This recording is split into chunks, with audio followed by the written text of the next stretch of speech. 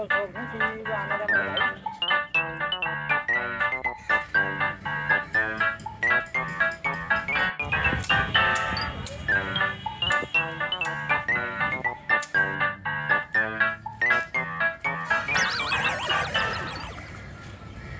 सलाम अलैकुम।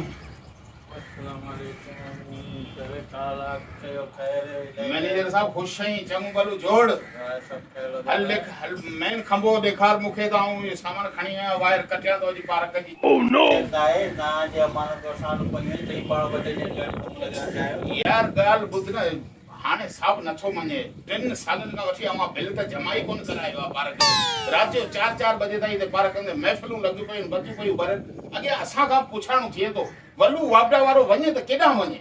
हर महीने 1000 रुपया महीनो वठण मुराद यार ॾिस मैनेजर साहब तूं ॻाल्हि ॿुध 1000 रुपया महीनो मंथली तॾहिं ॾींदा हुआ जॾहिं 36 रुपया किलो अटो हो।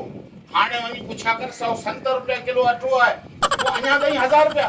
मूंखे मेन खंबो ॾेखार मूंखे वायर कटणी आहे। असांखे मिली एतिरो तो असां बि एतिरे ते पिया हलूं ही सॼो हाल ही हो मैनेजर मको माण्हू ॾे ई कोन्हे एतिरा पढ़ाई वधी जोड़ी कढी तव्हांखे ॾींदा आहियूं जे ध्यानु असां रोज़ी सही हले ॿार बच्चा पढ़ी। इस ॻाल्हि ॿुध न मैनेजर ॻाल्हि ॿुध सेठ वेठो आहे पंहिंजे घर उहो रुॻो वेठो कमाए सेठ खे छिकण वारा अवी उन्हनि खे नथा छिकियो असांखे त मथां ऑफिसर गाड़ियुनि सां खणो ई जॾहिं मूंखे मेन खंबो ॾेखार वायर कटिया।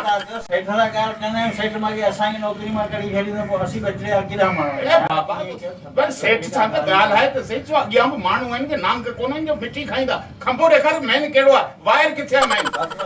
गावड़ छॾियो तव्हां छा आख़िर मतिलबु छा तव्हां केतिरो थींदो मतिलबु छा? तव्हांखे 2000 रुपया करे ॾेई सघूं। बाबा छॾियो त बि पंहिंजी सफ़ा आख़िर पूर थियो वेठा यार ईअं 2000 रुपए ताईं धन थी वञो। 2000 रुपया में हाणे 2000 रुपये में अॻियां ॾियां या पाण खीसे में विझां यार महांगाई ॾिस मूंखे तूं खंबो त ॾेखार वायर किथे आहे मेन किथे आहे। जो असीं मैनेजर सां पाण ई मुंहुं ॾींदासीं 2000 तव्हांखे पंहिंजे तरफ़ करायूं ईअं नौकिरी मां असीं निकिरींदासीं बचिरे वारो माण्हू केॾा वेंदासीं पोइ असीं बि घर जॾहिं वेंदासीं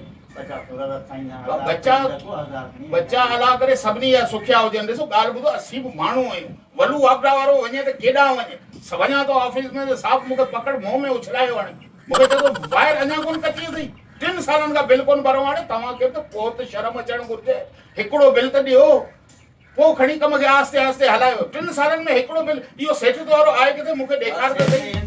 असीं तव्हांखे ॾियूं था कावड़ खे छॾियो एॾो मसइलो कोन्हे तव्हांजो बि ॼाण हली वेंदो अॻियां हलाए छॾिजो। टे कर ॿ में कोन थींदो टे कर सेठ सां ॻाल्हाया हा सेठ सां ॻाल्हाईंदे सेठ त वॾो मरवान माण्हू आहे। असांजो पघार घटे छॾींदो ॿियो कुझु कमु कंदो वरी असांजी पघार मां तव्हांखे पैसा ॾेई ॾींदो असीं वरी परेशान असांखे सॼो हिसाबु असांखे असां वटि वॾी चैन आहे यार उहा मूंखे थोरी खणणा आहिनि। 2000 रुपया सही मुंहिंजो होॾां घर लॻो पिया उते अचे थो हिन दफ़े 3000 कर पोइ मथे महीने 2000 ॾिजे ठीकु आहे न। इहा ॻाल्हि तूं पहिरीं खुटाई आहे हलो भला ठीकु आहे हेॾो जहिड़ो थोरी थी आहे।